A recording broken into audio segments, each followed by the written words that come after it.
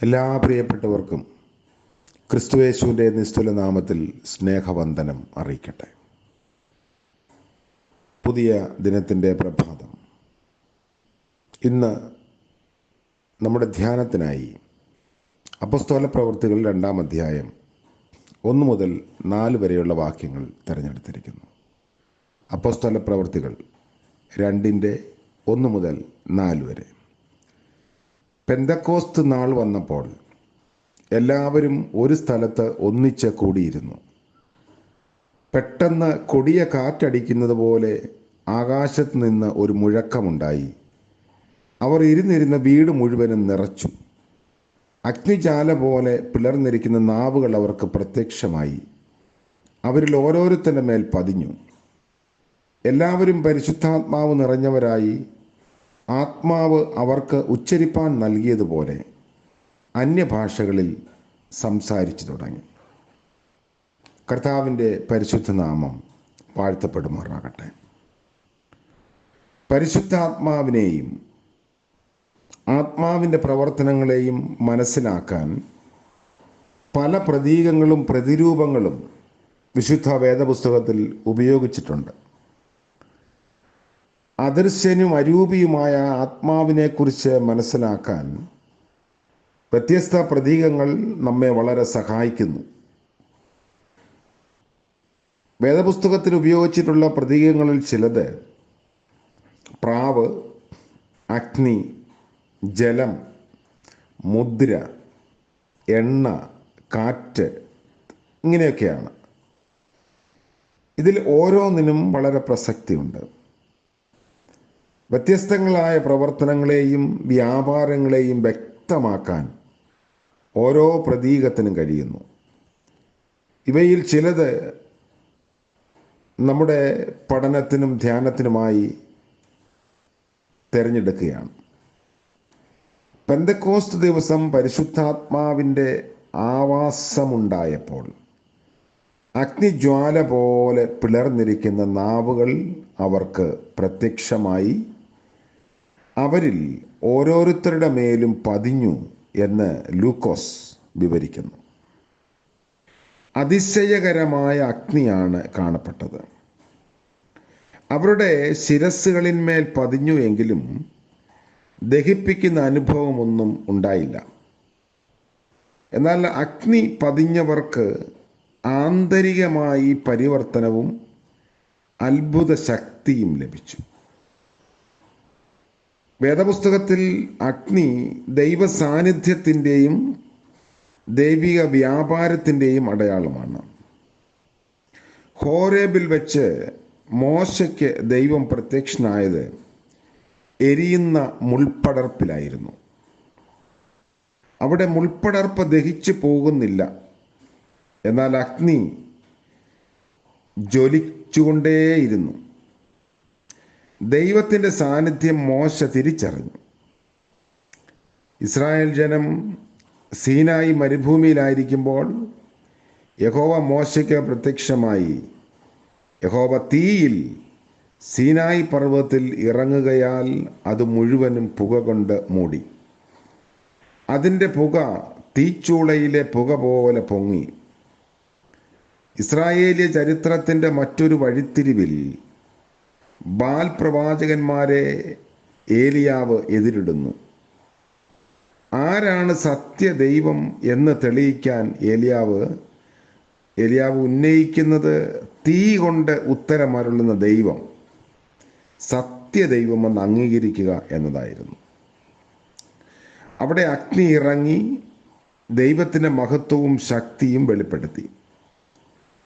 Israel മക്കളുടെ മരുഭൂപ്രയാണ കാലത്ത് രാത്രിയിൽ അഗ്നിസ്തംഭമായി അവർക്ക് പ്രത്യക്ഷപ്പെട്ടതും അവരെ വഴി നടത്തിയതും ദൈവ സാന്നിധ്യമായിരുന്നു.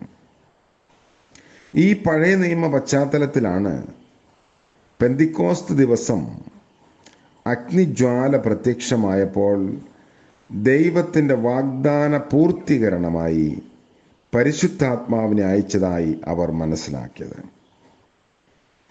അഗ്നിയെപ്പറ്റി ചിന്തിക്കുമ്പോൾ വ്യത്യസ്ത തരത്തിലുള്ള അതിൻ്റെ പ്രവർത്തനങ്ങൾ നമുക്ക് മനസ്സിലാക്കാം. അതുകൊണ്ട് ചില പ്രത്യേക പ്രവർത്തനങ്ങളെ നമ്മൾ ഒന്ന് വിശകലനം ചെയ്യാൻ ആഗ്രഹിക്കുന്നു.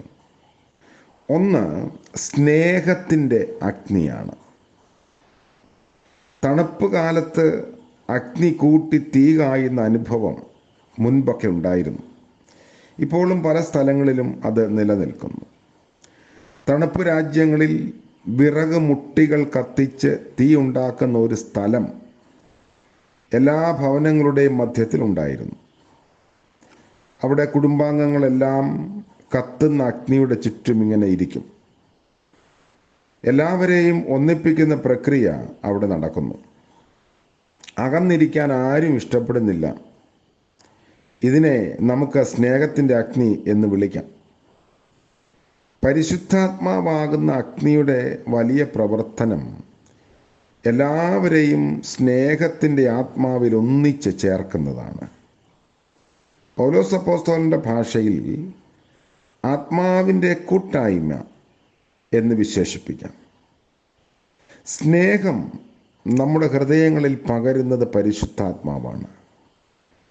ദൈവത്തിൻ്റെ സ്നേഹം നമുക്ക് നൽകപ്പെട്ട പരിശുദ്ധാത്മാവിനാൽ നമ്മുടെ ഹൃദയങ്ങളിൽ പകർന്നിരിക്കുന്നുവല്ലോ എന്ന് റോമാലേഖനം 5-ാം അധ്യായത്തിൽ പൗലോസ് പറയുന്നു.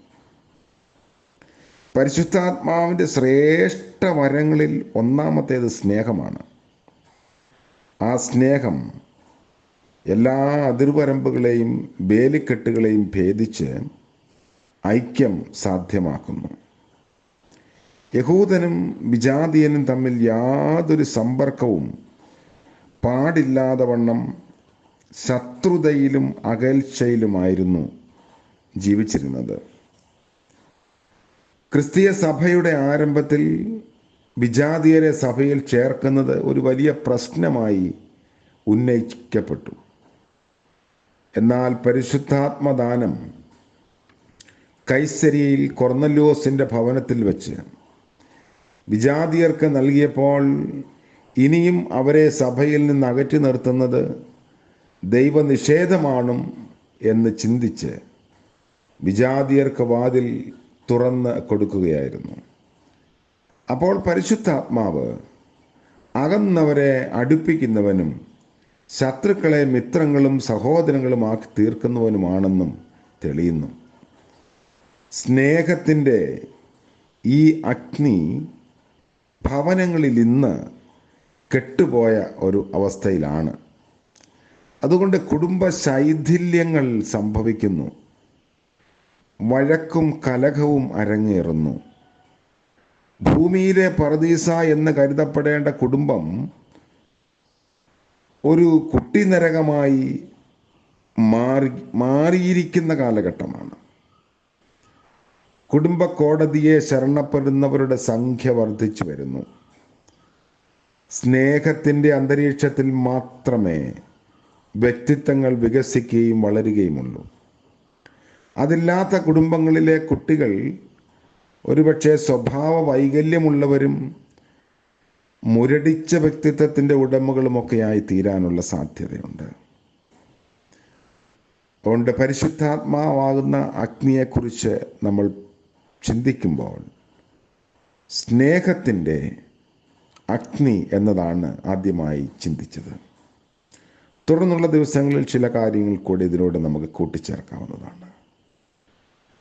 പരിശുദ്ധാത്മാവിൻ്റെ ശക്തിയും നിയന്ത്രണവും നമ്മുടെ ജീവിതത്തെ കൂടുതൽ ബന്ധങ്ങളിൽ അടുപ്പിച്ച് ചേർക്കുകയും ഉറപ്പിച്ച് നിർത്തുകയും ചെയ്യും. ഇന്ന് നമുക്കത് അന്യമായിക്കൊണ്ടിരിക്കുന്ന കാലഘട്ടത്തിൽ വീണ്ടും അത് പ്രാപിച്ച് കുടുംബ ബന്ധങ്ങൾ, സഭാജീവിതം, വിശ്വാസജീവിതം ഇതെല്ലാം കൂടുതൽ ജ്വലിപ്പിക്കാൻ കർത്താവ് നമ്മളെ സഹായിക്കട്ടെ. പ്രാർത്ഥിക്കാം. വിശ്വസ്തനായ വാഴ്ത്തപ്പെട്ട ദൈവമേ, സ്വർഗീയ പിതാവേ, മനോഹരമായ മറ്റൊരു പ്രഭാതം കൂടെ ദാനമായി നൽകിയല്ലോ.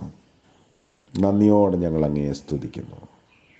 രാത്രിയിൽ ലഭിച്ച നിദ്രയ്ക്കായും വിശ്രമത്തിനായും സ്തോത്രം. പുതിയ പകലിലേക്ക് ഞങ്ങൾ പ്രവേശിക്കുമ്പോൾ കർത്താവെ, സ്നേഹത്തിൻ്റെ കൂട്ടായ്മയിൽ അകന്നുപോയി എന്ന കുറവ് തിരിച്ചറിഞ്ഞ് അതിനെ പുതുക്കുവാനുള്ള കൃപ നൽകണമേ. പരിശുദ്ധാത്മാവിൻ്റെ വ്യാപാര ശക്തി ഞങ്ങളിൽ അയക്കണമേ. ഇന്നത്തെ പകൽക്കാല ജീവിതത്തിൽ കർത്താവെ, അങ്ങയെ തിരിച്ചറിയാൻ, അങ്ങയോടൊപ്പം നിൽപ്പാൻ, ഞങ്ങളുടെ ജീവിതങ്ങളെ ക്രമപ്പെടുത്തുവാനൊക്കെയുള്ള കൃപ നൽകണമേ. പരിശുദ്ധാത്മാവിൻ്റെ നിരന്തരമായ സംസർഗം ഞങ്ങളുടെ ജീവിതത്തെ കൂടുതൽ ബന്ധങ്ങളുള്ളതാക്കി, അടുപ്പമുള്ളതാക്കി തീർക്കുവാൻ സഹായിക്കണമേ. ഇന്ന് പ്രഭാതം മുതൽ പ്രദോഷം വരെയും മാറാത്ത സാന്നിധ്യം നൽകി അടിയങ്ങളെ കാത്തുകൊള്ളണമേ. ഇന്ന് ജന്മദിനം ആഘോഷിക്കുന്ന പ്രിയപ്പെട്ടവർ, വിവാഹവാർഷികം ആഘോഷിക്കുന്നവർ എല്ലാവരെയും ഓർത്ത് പ്രാർത്ഥിക്കുന്നു. ഇത്രത്തോളം നടത്തിയ ദൈവം തമ്പുരാൻ്റെ കരുണയുള്ള കരതലം അനുഭവിച്ച് പുതിയ വർഷത്തിലേക്ക് നന്ദിയോടെ പ്രവേശിപ്പാൻ, പ്രതീക്ഷയോടെ ജീവിപ്പാൻ കർത്താവ് സഹായിക്കണമേ. യേശു മശിഹ മൂലം പ്രാർത്ഥന ദയവോടെ കേൾക്കുമാറാകണമേ. ആമേൻ. സകല ബുദ്ധിയെയും കവിയുന്ന ദൈവിക സമാധാനവും അനുഗ്രഹവും കൃപയും നാം എല്ലാവരോടും കൂടെ ഇന്നും എന്നേക്കും ഉണ്ടായിരിക്കുമാറാകട്ടെ. ആമേൻ.